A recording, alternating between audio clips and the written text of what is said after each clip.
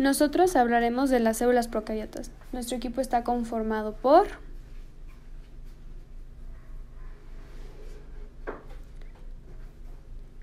López Mora Noel, Moctezuma Hurtado Álvaro, Medrano Cabrera José Luis, Ruiz Venegas Alan y Pérez Moreno Itzel Yetzay. Las células procariotas o procariontes forman organismos vivientes unicelulares, pertenecientes al imperio procariota o a los dominios arquea y bacteria, dependiendo de la clasificación biológica que se prefiera. La principal característica de las células procariotas es que no tienen núcleo celular y en cambio presentan su material genético disperso en el citoplasma, apenas reunido en una zona llamada nucleoide. Los plásmidos son formas de ADN no cromosómicos, de forma circular, que en ciertas bacterias acompañan al ADN bacteriano y se replican de modo independiente, confiriéndole características esenciales para una mayor adaptabilidad al medio ambiente. La célula procariota se compone de las siguientes estructuras: membrana plasmática, pared celular, citoplasma, nucleoide y ribosomas. La membrana plásmica es la frontera que divide el interior y el exterior de la célula y que sirve de filtro para permitir el ingreso y o salida de sustancias. La pared celular consiste en una capa resistente y rígida que se encuentra por fuera de la membrana celular, lo que confiere forma definida a la célula y una capa adicional de protección. El citoplasma es una sustancia coloidal muy fina que compone el cuerpo celular y se encuentra en el interior de la célula. El nucleoide, sin llegar a ser un núcleo, sino una región muy dispersa, es la parte del citoplasma donde suele hallarse el material genético. Los ribosomas son complejos de proteínas y piezas de ARN que permiten la expresión y traducción de la información genética, es decir, sintetizan proteínas. Adicionalmente, estas células pueden presentar otras estructuras como flagelos, membrana externa, cápsula, periplasma y plásmidos. La membrana externa es una barrera celular adicional que caracteriza a las bacterias Gram negativas. La cápsula es una capa formada por polímeros orgánicos que se deposita por fuera de la pared celular. Tiene una función protectora y también se utiliza como depósito de alimento y lugar de eliminación de desechos.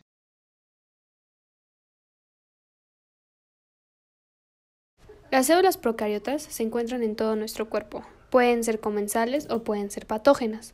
Se calcula que hay al menos 60 billones de bacterias en todo nuestro cuerpo. El ADN circularizado es el plásmido en una región celular. Estos tienen genes de resistencia bacteriana, o sea, resistencia a antibióticos. Peptidoglicano son cadenas de aminoazúcares unidas entre sí por péptidos de bajo número de aminoácidos para formar una trama que rodea la membrana plasmática y da forma y resistencia osmótica a la bacteria. La transferencia horizontal es un proceso por el cual las bacterias se pasan material genético, como los plásmidos. Esto le puede ayudar a tener ADN resistente a algún antibiótico. Los organismos procariotas son evolutivamente anteriores a las eucariotas, es decir, aquellos que sí poseen un núcleo celular. Si bien las células procariotas surgieron en un pasado muy remoto, eso no significa que hayan desaparecido de la Tierra. De hecho, las formas de vida más simples son todavía organismos procariotas, como las bacterias y las arqueas. Las células procariotas pueden ser autótrofas, esto quiere decir que elaboran su propio alimento, o heterótrofas, que se alimentan de materia orgánica fabricada por otro ser vivo.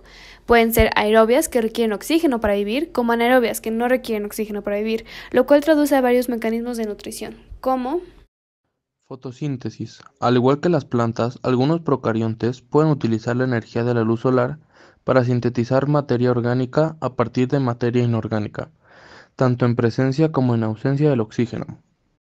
Quimiosíntesis. Semejante a la fotosíntesis, las células emprenden la oxidación de materia inorgánica como mecanismo para obtener su energía y obtener su propia materia orgánica para crecer.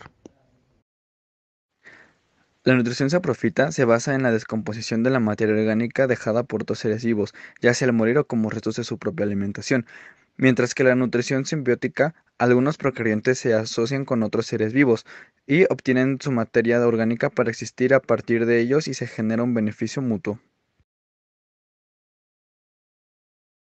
En la nutrición parásita existen organismos procariotas que se nutren a partir de la materia orgánica de otro mayor, al que perjudican en el proceso aunque no lleguen a matarle directamente.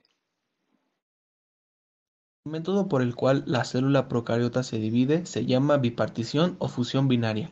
A la velocidad con la que se divide la célula se le denomina tasa de crecimiento exponencial. Oli, aquí te daremos algunos datos interesantes sobre las células procariotas. Dato número 1. La bacteria tarda alrededor de 20 minutos en dividirse. Dato número 2. La proteína FTSZ-ring es fundamental en la división celular. Dato número 3. Las arqueas fueron las primeras en el planeta hace 3.500 millones de años. Estas eran termófilas, metanogénicas y halófilas.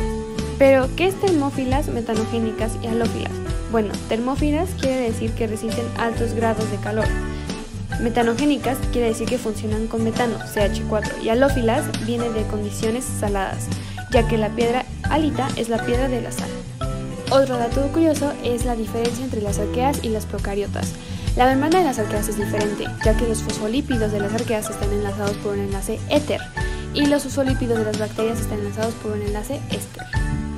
¿Fosfolípidos? ¿Qué es eso? Los fosfolípidos son un tipo de lípidos o purezas saponificables que componen las membranas celulares, compuestos por una molécula de alcohol a la que se le unen dos ácidos grasos y un grupo fosfato. Las proteínas componen un 55% de las bacterias. Una bacteria tiene un tamaño de 1 a 7 micrómetros. 1,5 kilos de nosotros son puras bacterias.